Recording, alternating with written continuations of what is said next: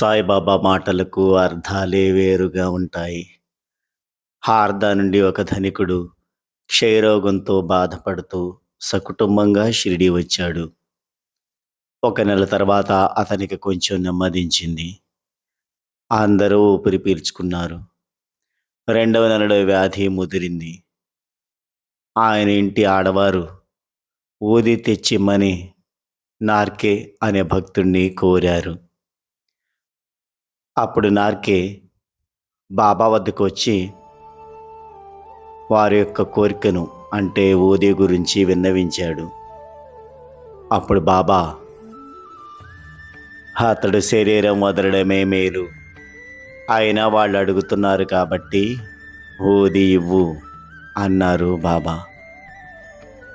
నార్కే వారికి బాబా ఇచ్చిన ఊది ఇచ్చాడు. అయితే సాయి చెప్పిన మాటలు చెప్పలేదు.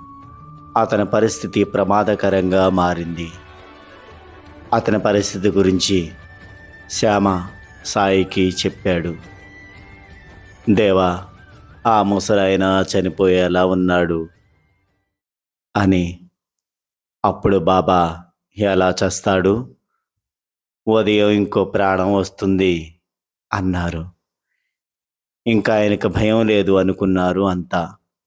కానీ అతడు చనిపోయాడు.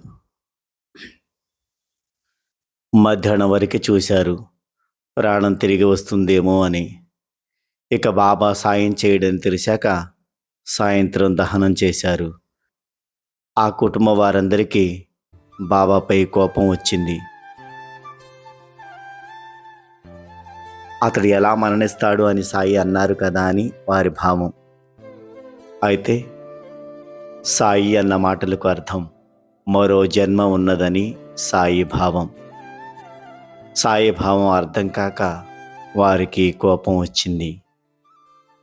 మహనీయులు మహాత్ముల మాటలు అర్థం చేసుకోవడం మనలాంటి సామాన్యులకి కష్టం. జై సాయిరాం.